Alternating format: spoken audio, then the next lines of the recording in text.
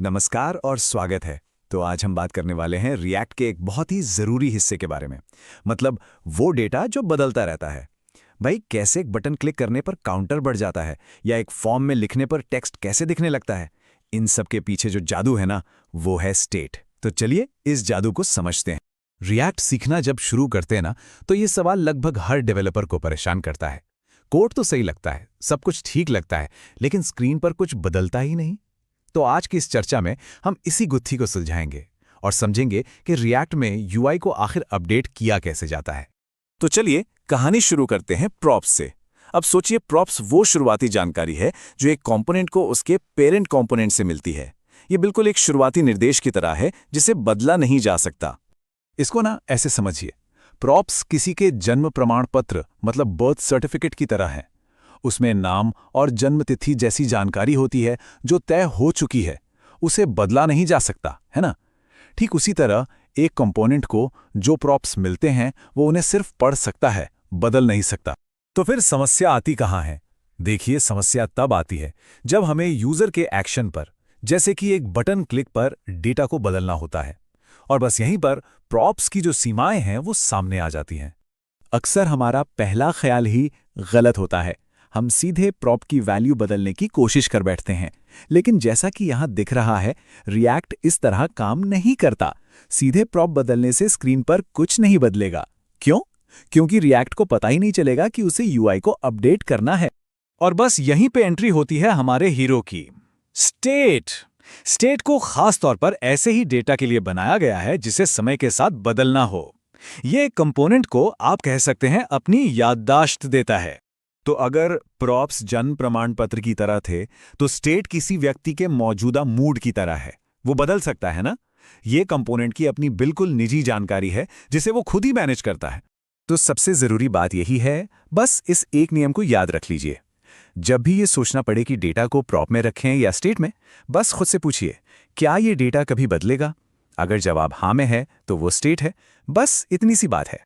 असल दुनिया में देखेंगे तो स्टेट हर जगह है। काउंटर की गिनती हो, फॉर्म में लिखा जा रहा नाम हो, ऐप की थीम को बदलना हो या सर्वर से लोड हो रहा डेटा हो, ये सब स्टेट के बेहतरीन उदाहरण हैं। अच्छा, तो अब सवाल यह है कि हम स्टेट का इस्तेमाल करें कैसे?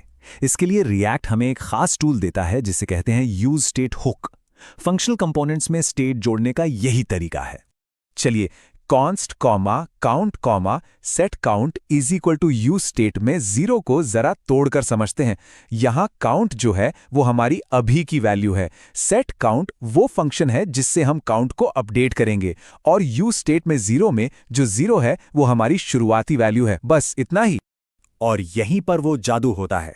जब हम सेट काउंट को कॉल करते हैं तो हम सिर्फ वैल्यू नहीं बदल रहे होते, हम असल में रिएक्ट को बता रहे होते हैं, ए रिएक्ट, कुछ जरूरी डेटा बदल गया है, प्लीज स्क्रीन को नई वैल्यू के साथ अपडेट कर दो। और इसी को कहते हैं रीरेंडर।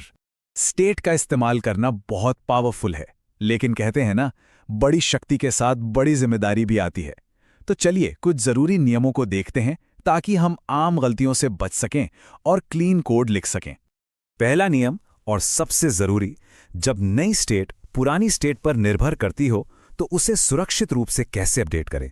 ये एक छोटा सा बदलाव आपको भविष्य के बड़े बड़े बग्स से बचा सकता है। यहां देखिए, बाईं ओर का जो तरीका है सेट काउंट काउंट प्लस 1, वो ज्यादातर समय काम कर जाता है। लेकिन अगर एक साथ कई अपडेट्स हो जाएं तो ये पुरानी यानी स्टेल स्टेट का इस्तेमाल कर सकता है। वहीं दाईं ओर का तरीका जिसमें एक फंक्शन पास किया जाता है, वो हमेशा गारंटी देता है कि आपको सबसे ताज़ा स्टेट वैल्यू ही मिलेगी। यही सुरक्षित और रेकमेंडेड तरीका है। ये एक बहुत बड़ी गलती है। अगर स्टेट को सीधे बदलने की कोशिश की, जैसा यहां दिखाया गया है, तो रिएक्ट को कभी पता ही नहीं चलेगा कि उसे रीरेंडर करना है। यूआई अपडेट होगा ही नहीं। हमेशा हमेशा सेटअप फंक्शन का ही इस्तेमाल करें। देखिए, रिएक्ट इस बात पर निर्भर करता है कि हर रेंडर में हुक्स को एक ही क्रम में कॉल किया जाए, तभी वो चीज़ों का हिसाब रख पाता है। इसीलिए यूज स्टेट जैसे हुक्स को कभी भी किसी कंडीशन, लूप या नेस्टेड फंक्शन के अंदर नहीं रखना चाहिए। उन्हें हमेशा कंपोनेंट के टॉप लेवल पर ही रखना है। ये समझना बहुत जरूरी है। जब सेट काउंट को कॉल किया जाता है ना, तो स्टेट तुरंत नहीं बदलता। रिएक्ट परफॉर्मेंस को बेहतर बनाने के लिए कई अपडेट्स को एक साथ इकट्ठा कर लेता है, मतलब बैच कर देता है। इसका मतलब ये हुआ कि अगर सेट काउंट के ठीक बाद स्टेट को कंसोल लॉक किया जाए तो पुरानी वैल्यू ये दिखेगी। तो हमने देखा कि स्टेट कैसे एक कंपोनेंट को अपनी एक निजी याददाश्त देता है। लेकिन तब क्या होता है जब दो अलग अलग कंपोनेंट्स को एक ही जानकारी की जरूरत हो, जब एक कंपोनेंट की याददाश्त को दूसरे के साथ शेयर करना पड़े? ये सवाल हमें रिएक्ट में स्टेट मैनेजमेंट की अगली और भी रोमांचक दुनिया की ओर ले जाता है। इस बारे में सोचिएगा।